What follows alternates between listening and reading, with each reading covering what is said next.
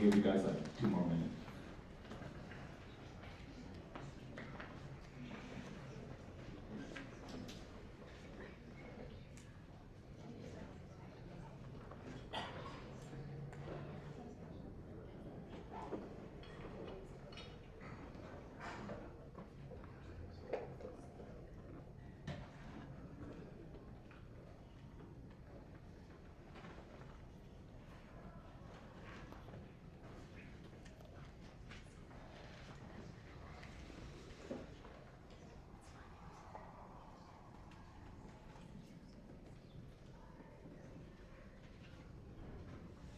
Alright, I guess we can just start off with like a general question for the line of speakers we have here. So what really inspired you guys to come up and decide to teach at PAACx this year specifically? And it's okay if you don't have the answer right away, you can just like skip and move on down the line.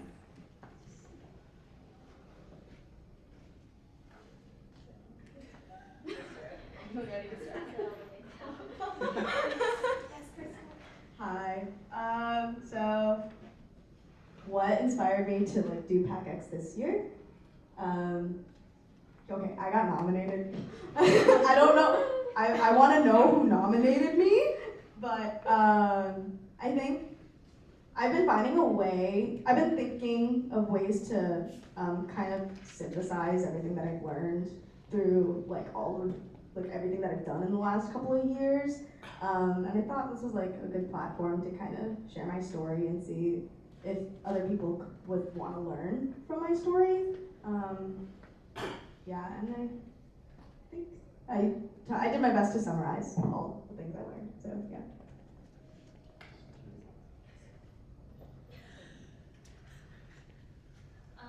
Yeah, so similar to Krista, I did get nominated. I still don't know who nominated me as well. So if you would like to let me know, I would love this information. But I guess similar to Krista, I had a lot of experiences my first year that really shaped and changed who I was. I came in from high school like a much different person than who I am now. High school me would not be here. Like I would be like not even in the audience. I would be sitting alone in my single dorm, just like chilling to YouTube or something similar. But freshman year allowed me to really get out there. PAC especially has been a really great part of me kind of spreading my wings as a freshman and getting to know a lot of people in this room. And for that, I'm really, really glad that there are familiar faces, and it's a big reason of like why I guess I decided to give this talk in the first place. And then in addition to that, I go to Popeyes every week, and so I see those sauce packets all the time. So I guess that's kind of what inspired it. But yeah, like I got nominated, was sitting on it for a while. Like my friends can tell anyone here that like I did not submit my my application until like 11:59. Like it was literally 12 a.m. and it said your response has been recorded. And I was like, oh my gosh, yes.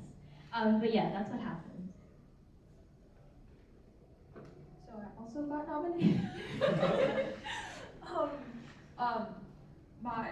I went my whole life thinking about like, I'm mixed. I don't really fit into any one community. And then when I got to college, it hit me a lot harder that I really didn't feel like I fit into any one community. But like I said in my talk, like I just met more people, especially this year, that kind of helped me get through that and helped me realize that, hey, I'm not alone. And I felt like maybe this would be a pretty good topic to talk about because there's people in this community that may also feel alone, but hopefully what I have been talking about makes you feel less alone.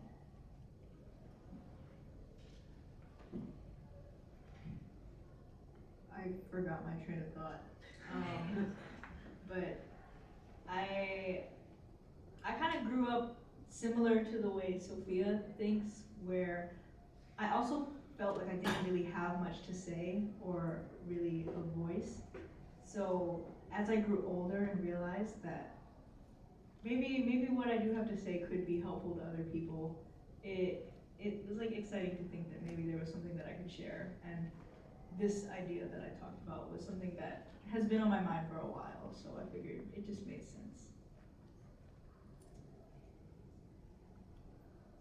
For me, it really comes from my love for coffee and my experience with it. I got to go back to Vietnam a lot and getting involved with that process and talking to farmers who are being paid like $2, $3 for like a kilogram of coffee and seeing the struggles they go through. And a part of me just wants to spread like the meanings of coffee to more people. Just so when you're drinking a cup of coffee, it's not just coffee. It holds so much more values than that because there are people who work hard to get you that means. So I think I was just really inspired by those people, and PAACx is I love PAAC. I love PAAC people. So what's better than just sharing something that I'm passionate about to people that I love? Thank you very much. So we actually got a lot of questions submitted, and we do have 5 speakers. So we are going to limit each speaker to about like 2 to 3 questions from this list. So if your question was not asked up here, I feel like people should feel free to talk to the speakers themselves if they want to know more. But we're just going to go down the list of the questions that we have. All right, so this one is directed towards Sophia. Say, hi Sophia, great talk. You gave a lot of helpful advice on conquering your social anxiety mammoth and how that balances with accessing your authentic voice. Are there any other actionable steps specifically targeted towards engaging and strengthening your authentic voice?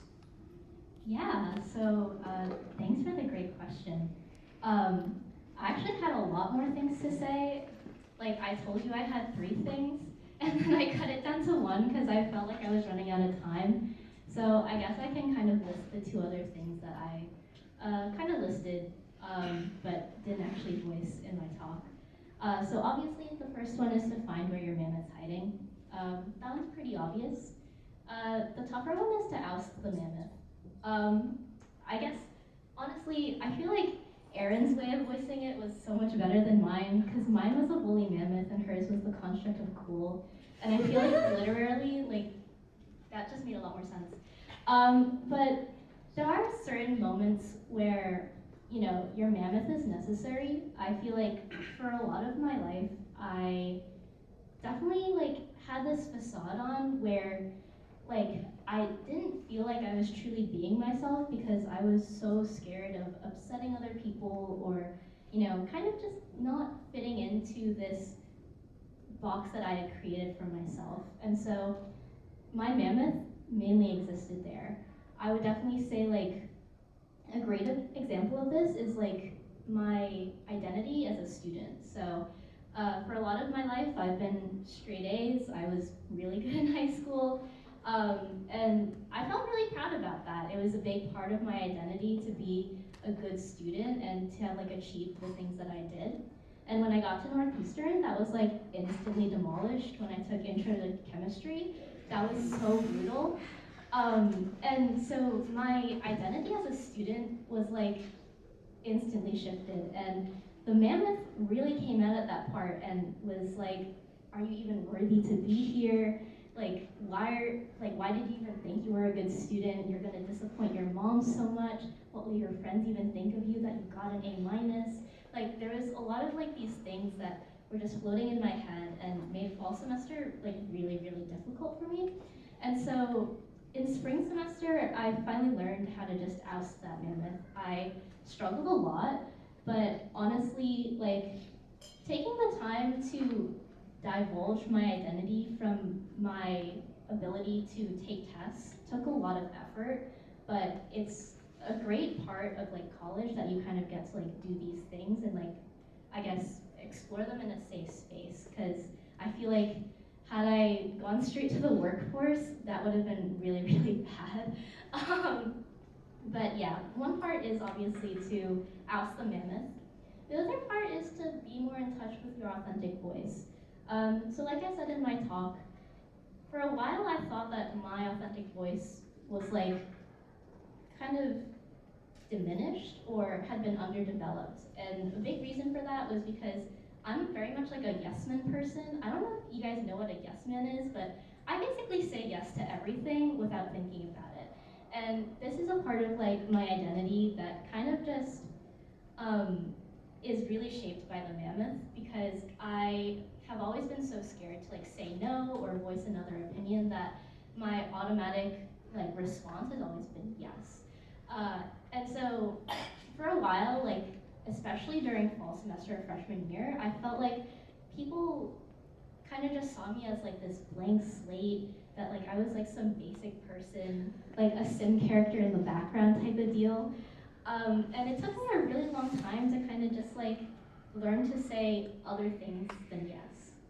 But yeah, those are like two other suggestions I guess I would kind of give. They're not as polished as I wanted them to be because I'm not reading off of a script. But yeah, that's like kind of what my response would be, and really hope that helps.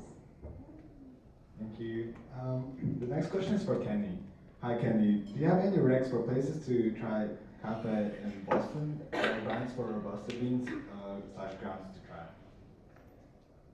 Sorry, is it for Boston? Like, I mean, I've heard that there are pretty good Vietnamese coffee places around here. I haven't had the time to try all of them because I usually just make my own. For Robusta,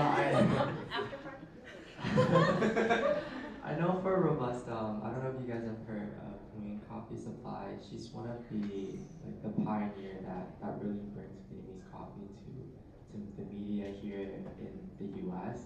So not a store specifically, but I would suggest try ordering coffee from like Vietnam and you know that or place that gets coffee from Vietnam, and then maybe learn how to brew a little bit because it's pretty fun when you get to like brew the coffee yourself and the rewards that you get from it. Although sometimes I would say I get things that are not very good, but it's a learning experience, and the more you do it, the more you learn about it, and then you get to understand the coffee as well. And then buying the coffee, you're supporting other people and other business. So I don't know if that really answered the question, but yeah. thank you. Thank you. So next is for Erin, and this person doesn't really have a question. They just want to say that you're an excellent communicator and should be a motivational speaker. So like, they said that, by the way. That's not from me. I mean, it is from me too. The slave part wasn't from me. The slave part wasn't from me.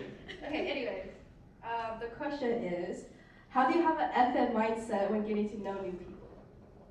Sorry, what? Okay. Well, because I don't want to just say the word. Oh, fucking mindset. A fucking mindset, yes, a fucking mindset. How do you have a fucking mindset when getting to know new people?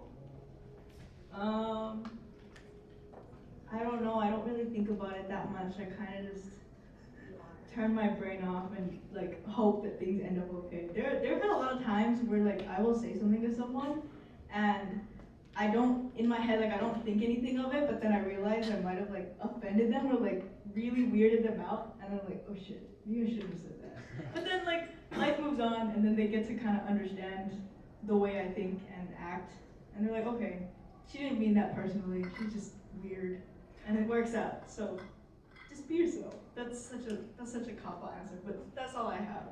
Thank you. All right, thank you. This next one's for Alina. Sorry. I don't know. They asked, what are some ways you think the PAACx community can better empower and represent students of all backgrounds?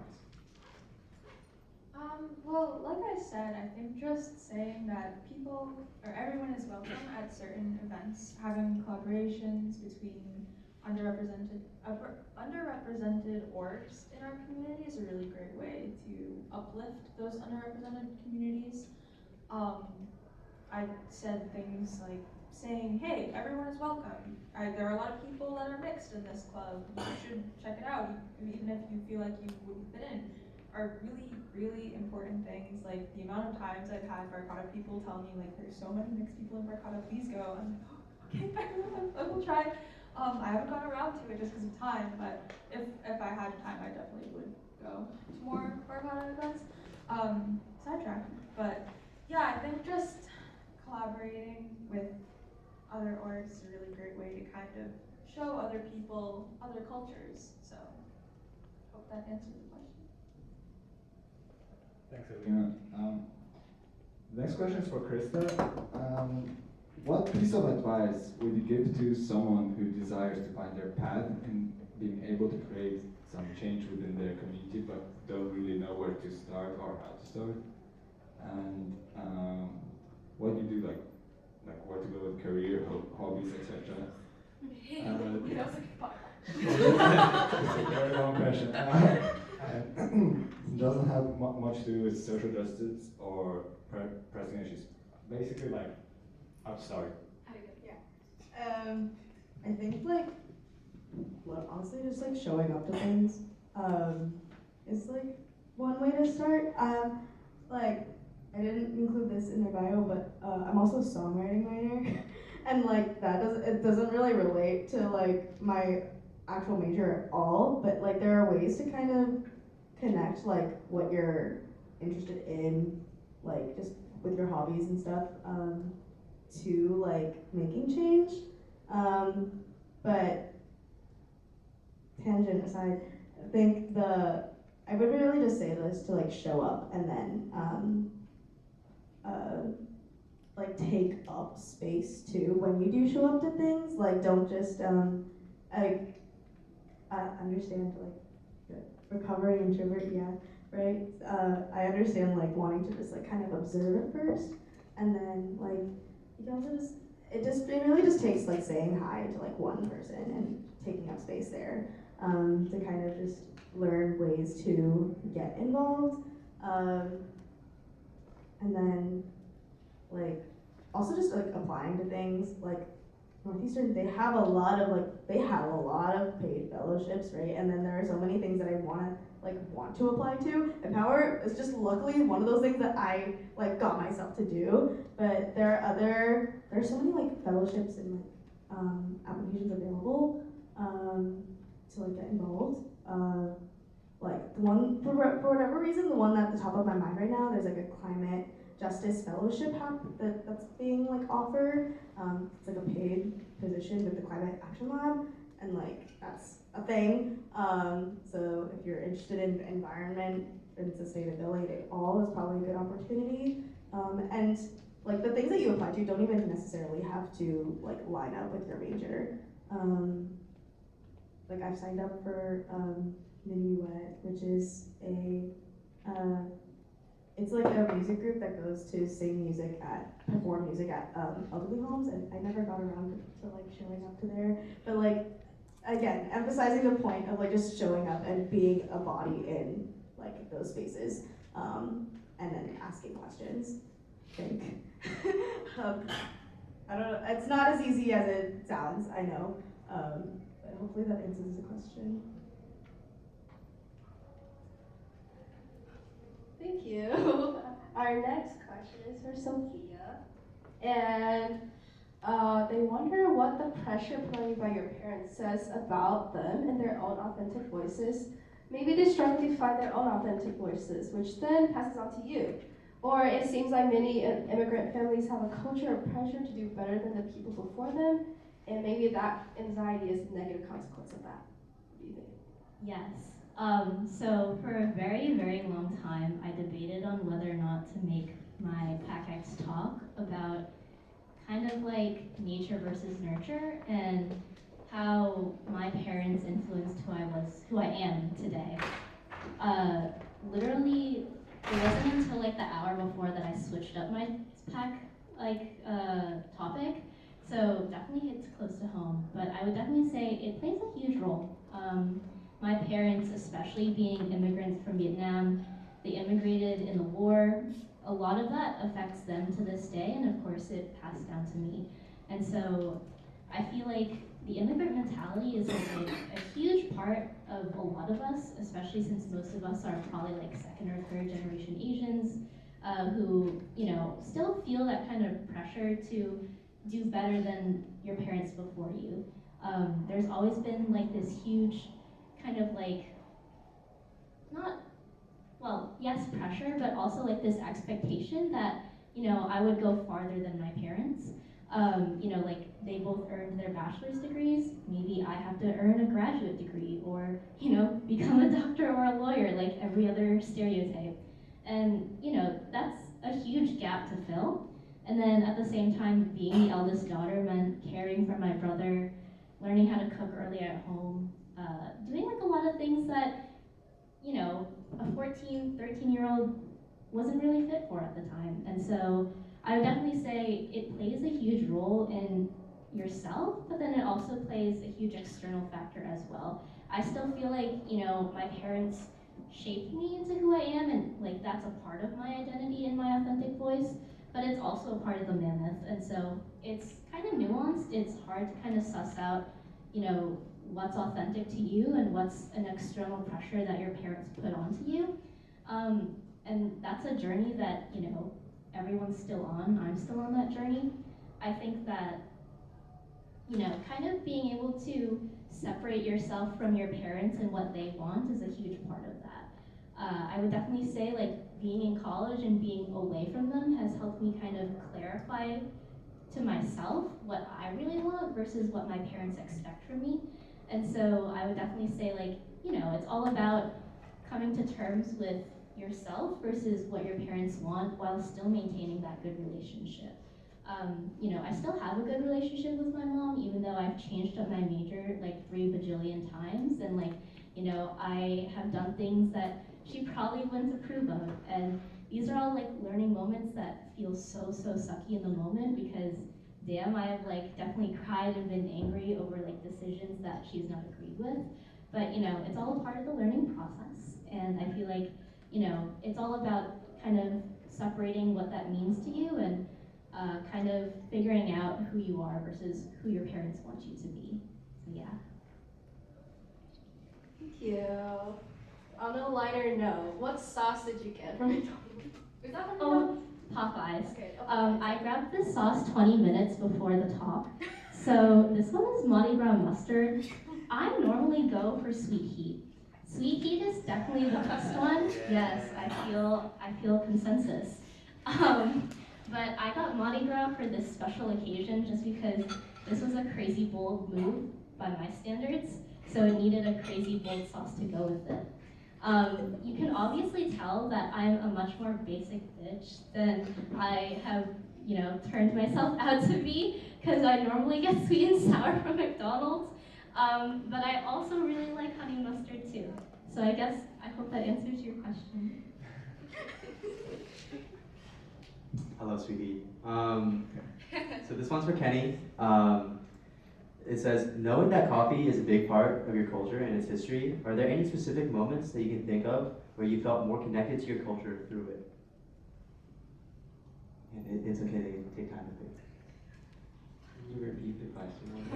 Yeah. Sorry. It says, knowing that coffee is a big part of your culture and its history, are there any specific moments that you can think of where you felt more connected to your culture through it? Yeah, like I mentioned, I go back to Vietnam a lot, and getting involved with a business in Vietnam actually that is devoted to Vietnamese specialty coffee, and through that experience, I traveled to places that not many people in Vietnam would travel to, that is not as accessible, and you get to talk to like the real people behind it all. People who are ethnic minorities, they're not from big cities. Some don't even speak Vietnamese that well. Just getting connected to people overall, I feel like gives me more knowledge on my culture, like Vietnamese culture, but not mainstream Vietnamese culture that even I have to learn more about. And being so proud of my country and where I come from and how diverse it is, I guess is one of the moments that I feel connected to coffee. Thank you, Kenny. The next question is for Alina. Knowing what you know now, do you feel inclined to speak up when people misrepresent your identity? Yes, definitely. I think I am a lot more vocal when I hear misuse of certain representation. I mean, I still don't feel as confident like speaking up for the Latin community. But I definitely feel like I personally have enough experience now to sort of speak on those issues. And I always ask, or I talk to my dad about these issues. I talk to my partner about these issues because they are Mexican. They've lived in Mexico. They are more Hispanic than I am, but I still feel like I have a right to also speak on them because I do share similar experiences with these people in my life, and I do still share similar experiences with the Asian American community. So definitely, I think I answered that hopefully. Thank you. And for Aaron,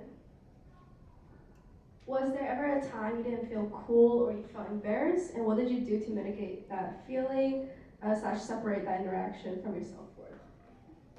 I don't feel cool most of the time. And I get embarrassed very easily. So, I don't know. I mean, I honestly feel like the idea of not being cool is more true to myself than anything else. So, I don't know. I guess I would just say I'm learning to accept whatever I am, whether that means the idea of being cool or being not cool or whatever. So, I think I answered the question. Thank you. Alright, this one, thank you, Aaron. This one is for Krista. It says, I remember you mentioning that you weren't exactly proud of coming from your background of privilege. How has your position in leadership helped you to maybe counteract these feelings? Yeah, actually, that wasn't a planned part of my speech. I was offhanded comment, kind of coming out in the moment. But I think. Wait, can you repeat the question? Oh yeah, sorry. So this is I remember you mentioning that you weren't exactly proud of coming from a background of privilege. How has your position in leadership helped to maybe counteract these feelings?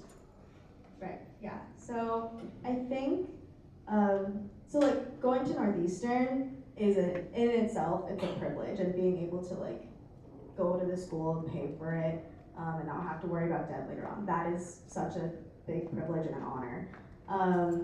And so I think the way that like I kind of make sense of it is just like because like Northeastern is like, it's a privilege to be here. I have to make the most. I have to do as much as I can while I'm here, as much as possible.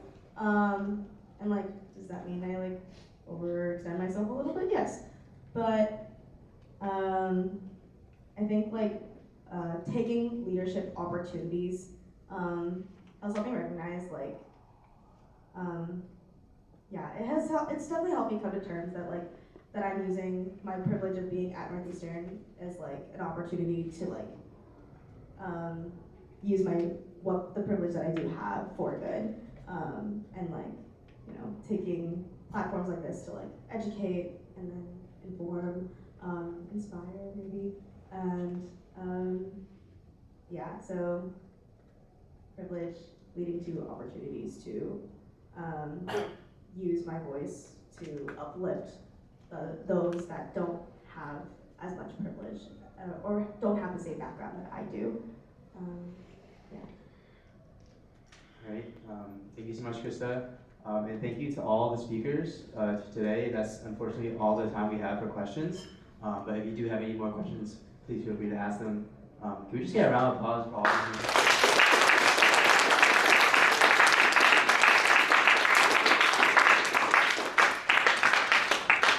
We would like to thank all the speakers today, the China Asian American Council, the AAC staff, the Northeastern Alumni Relations, Matt Choi for his camera, and all of the audience that stick to the end. Thank you so much for coming. I